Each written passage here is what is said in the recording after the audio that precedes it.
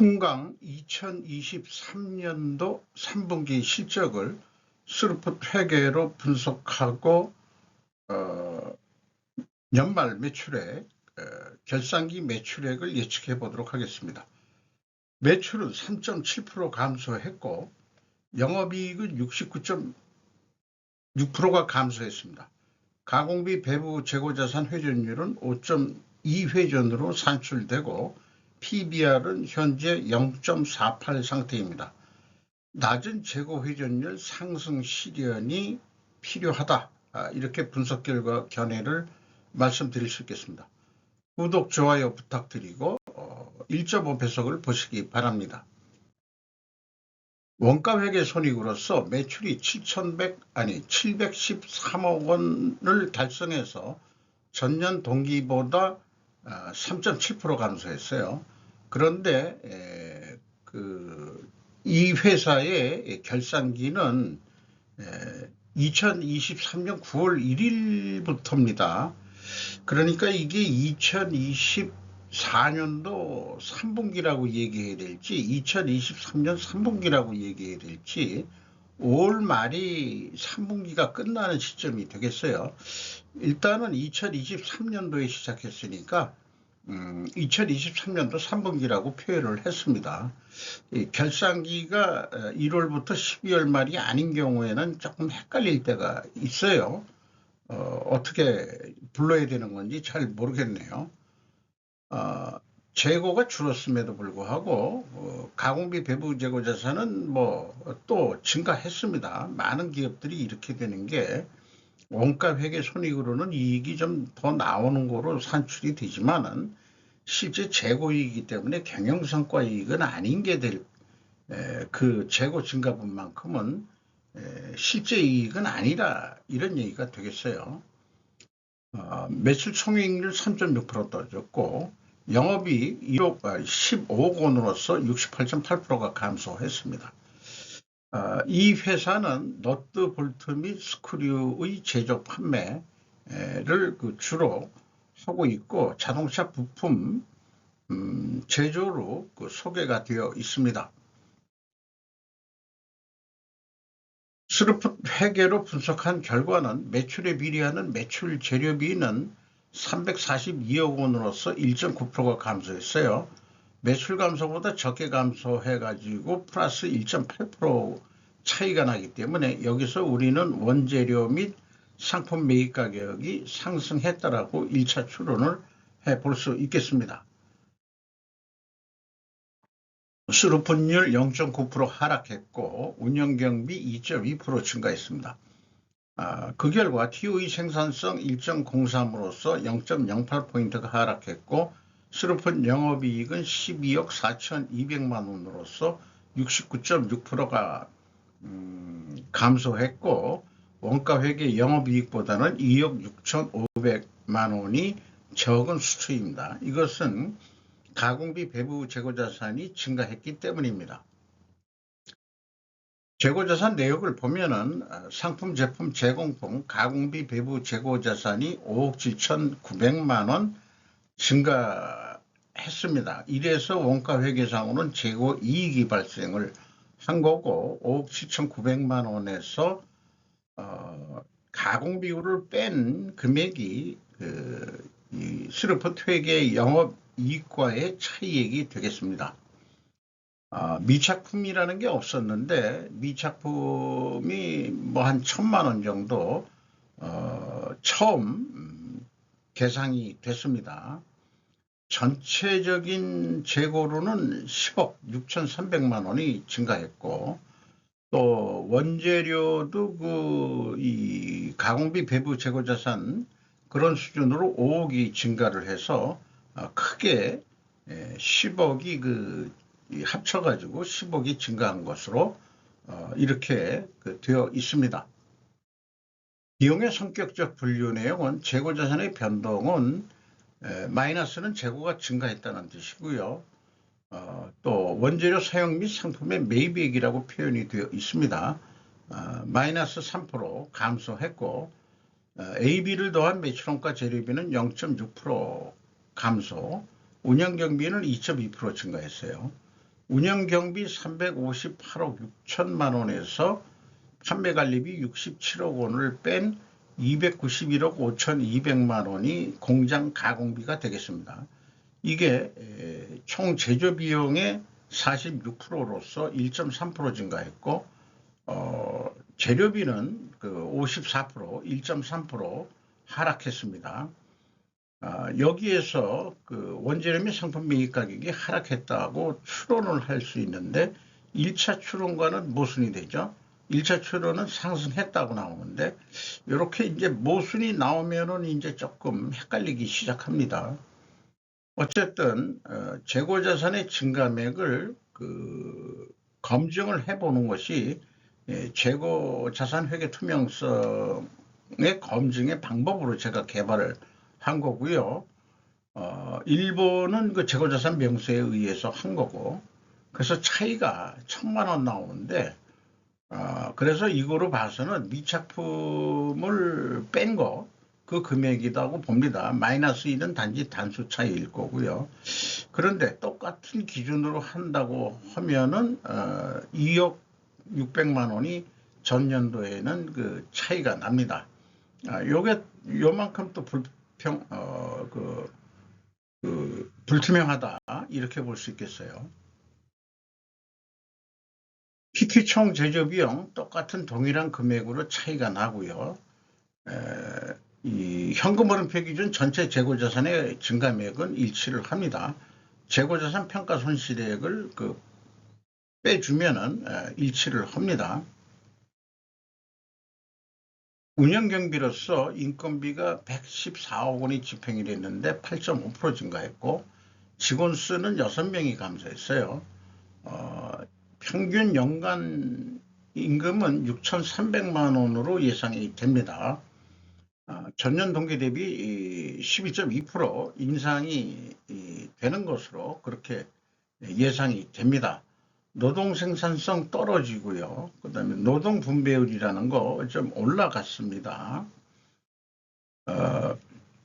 외주 가공비가 4.7% 증가했고 소모 공급이라는 게 많이 들어가네요. 5.5% 감소했습니다. 경영평가 지표로서 재고 회전율이 5.6회전에서 5.2회전으로 떨어졌습니다. 그리고 슬로픈율도 떨어졌습니다. 이렇게 동일 방향이면은 투명하게 가정을 일단 세웁니다. 생산성 떨어졌고요. 이자부채 레버리지율이 5.7% 상승했어요. 9.7%면은 뭐 재무 이 현금 상황은 좀 안정적이다. 재무 상황은 그렇게 좀 볼 수 있겠고요. 근데 참고적으로 항상 매번 분석하는 겁니다만은 매출 채권 수금 속도가 4.7회전입니다. 상반기에. 그런데 매입 채무는 8.3회전이니까 거의 뭐 그 2배가 1.77배. 매입 원재료에 대해서는 돈을 빨리 준다는 얘기죠. 공급처들이 더 갑일 수가 있겠습니다. 이런 사업이 참 하기가 참 고달프죠.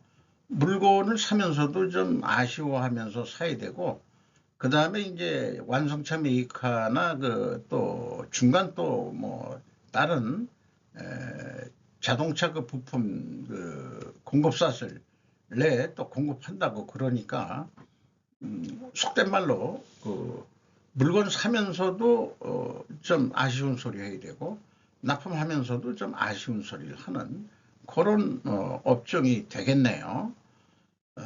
그런데 제가 이것을 소개하는 이유는 재고자산 회전율 대비 매출채권 수급률이라는 것을 했는데 재고자산 회전율은 5.2회전인데 수금은 4.7회전이니까 납품하는 속도보다는 수금 속도는 느리다 하는 점이죠. 그만큼 대금 수금이 늦다 이런 얘기죠. 그러니까 캐시버퍼 현금 자산 전체 영업비용이 요거로 나눈 건데 현금 쓰는 자산 나누기 전체 영업비용 현금이 2.5%뿐이 되질 않습니다. 이게 좀 현금이 좀 항상 궁한 입장이다 이런 얘기가 되겠죠. 그러면은 이 수금을 좀 빨리 해야 될 거 아니냐. 우리가 납품하는 속도만큼은 대금을 좀 줘야 되지 않겠소. 그럴 수 있을까요? 완성차 메이커한테. 자, 현대차나 기아가 우리나라 다른 데도 있겠습니다. 완성차 메이커는 뭐 삼성 르노도 있고 그다음에 뭐 GM 코리아도 있으니까 음, 자기네들 돈만 빨리 달라고 할 수는 없고 다른 부품 회사들은 어떨지는 모르겠어요. 어쨌든 그 경영 성과 두 가지 큰 경영 평가 지표가 두 가지가 다 하락했기 때문에 투명하게 가정을 하는데 회전율이 하락하면은 재고 회전율이 하락하면은 원재료 가격이 상승했다. 그리고 판매 가격은 인하가 돼야 된다.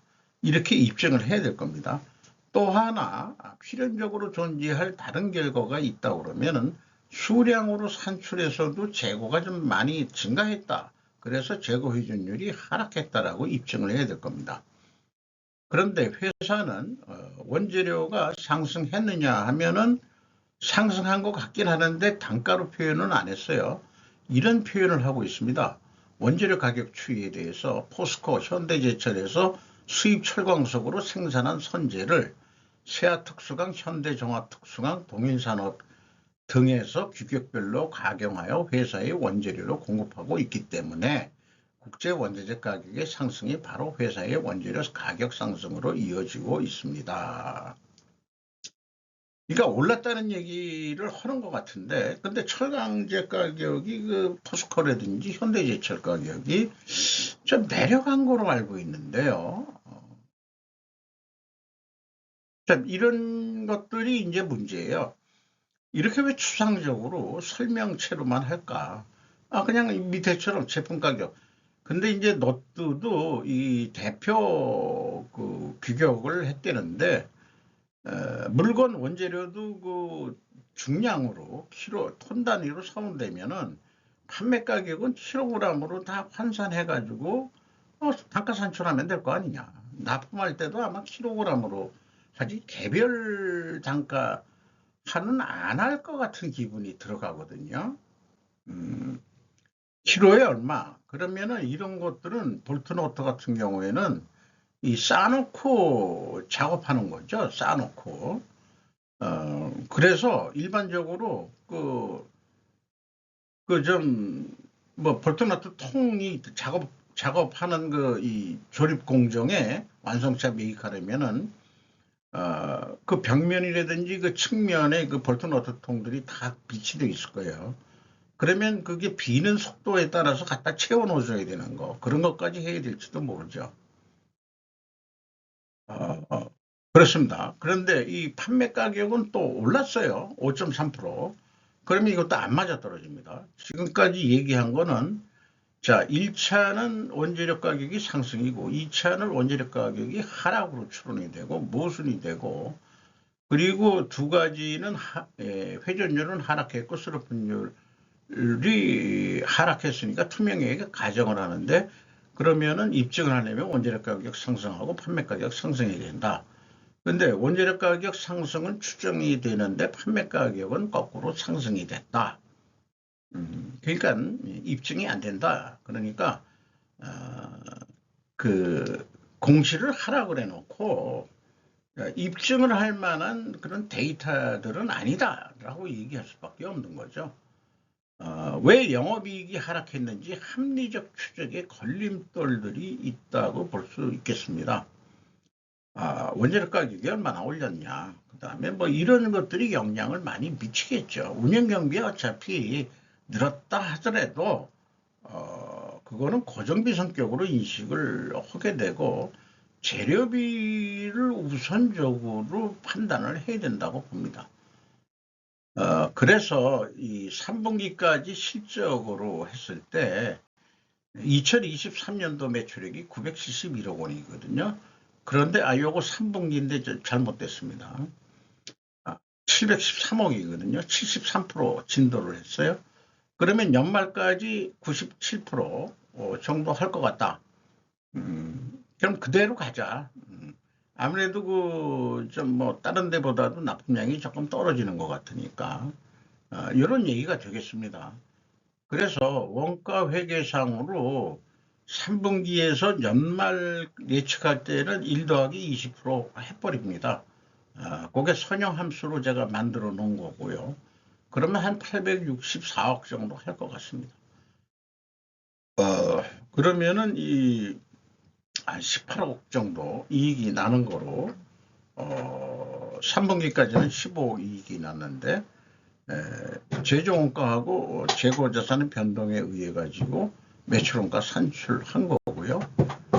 그래서 실행 결과로는 864억 이걸 단가로 그냥 상징해서 얘기하면은 86,400원 뭐 포장 단위가 어떻게 됐든지 간에 그러면은 한 1,843원 남는다. 그러면 계획한 데보다도 뭐 유사하게 나왔지만은 뭐 조금 더 노력을 해보자. 0.5% 좀 더 해보자. 해본다는 게 아니고 자동차가 잘 팔려가지고 또 수요가 늘었다. 이렇게 본다면은 재고가 0.5%만큼 또 감소를 하겠죠. 이렇게 되면은 한 20억 정도 남는 거로 그렇게 이제 계획을 해볼 수 있겠습니다. 스루프상으로도 25% 합니다. 운영경비 25%, 1 더하기 25%, 3분기 실적의 기준으로 하니까 매출 재료비도 똑같이 해서 똑같은 금액으로 나옵니다. 그냥 단가로 얘기하죠. 단가로 비유해서 89,159원. 그러면은 89,000원에 판다. 그러면은 얼마가 남겠느냐? 여기에서는 비율을 안 했고요. 그 재고 회전율을 연간 한 7회전 정도 할 거로 예상이 되는데, 자, 여기에서 하나 그 미리 얘기할 것은 현대차나 기아차 같은 경우는 재고 회전율이 연간 20회 회전이 넘습니다. 그런데 볼트노트 이거 하는 회사가 7.5회전, 7회전뿐이 안 된다고 그런다면은 이거 재고 많이 가져가고 있는 거예요. 돈을 버는 방법은 딴 거 없습니다. 아주 그냥 저는 한 가지만 패니까 이 재고 회전율을 올려라. 7.5회전, 7.2% 노력을 해봐라. 그 7.25회전 하기 위한 방법론들은 이제 그 노하우가 좀 들어가야 되죠. 경륜도 필요하고 그다음에 뭐 이 보충 시스템이라든지 재고 보충 시스템이라든지 이런 것들을 도입을 해서 좀 해야 될 거로 생각이 됩니다. 그러면은 이거는 매출이 늘었다고 보는 건데 매출이 증가한 효과라고도 볼 수 있겠어요. 재고 회전율이 상승하면은 그러면 이익이 한 40억으로 팍 뛰게 되겠습니다. 믿으십니까? 믿으시기 바랍니다. 재고 회전율 7.2% 상승한 결과는 그렇다. 다만 운영 경비는 2%까지만 더 써라. 그 회전율을 올리는데 그런 그 예산 통제는 하면서요. 그러면은 돈 투자를 8억 9,700만 원 더 쓰더라도 영업이익은 26억이 더 늘어날 것이다. 자, 이런 합리적인 의사결정을 할 수 있겠어요. 그래서 지금 재고가 늘어났었는데 원가 회계상으로 재고가 좀 늘었기 때문에 재고가 감소한다고 계획을 했기 때문에 이 시루프상으로 판매 단가가 더 높게 나오게 되어 있습니다. 이 카테고리에 들어간다고 말씀드릴 수 있겠고요. EAT 새우 현금 수익 63억 8,400만 원 벌었습니다. 전년도 12.1%인데 8%로 줄었고 2번 EMS 사업활동으로 전체 들어온 돈은 97억 4,700만 원이 유입이 됐고 최종 40억 2,200만 원의 현금이 유출됐다. 이렇게 말씀드릴 수 있겠어요. 캐펙스 그 비유동 자산에 86억 5,100만 원 투자가 있었습니다. 채권자한테 45억 5,600만 원을 빌렸어요. 추가로 차입을 해서 레버리지율이 9.7% 상승을 했습니다. 주주 자유현금 흐름은 21억 9천만 원인데 요 내용은 배당금 19억 1,800만 원하고 관계기업 투자의 자본 변동에 대한 지분 2억 7,200만 원 요거 합쳐서 21억 9천만 원이 되겠습니다. 요건 반대로 나타나죠. 자본 변동표에서는 마이너스는 자본이 나가는 거고 주주한테는 그 돈이 들어가는 거니까 플러스로 이렇게 표현이 됩니다. 주가는 3,595원으로서 전년도 그 3분기 말 금액에 비해서 555원이 하락했습니다. PBR은 0.48로 떨어졌습니다. 5% 이상 주주는 김진용 씨가 29.51% 지분을 가지고 있습니다. 이상 마치도록 하겠습니다.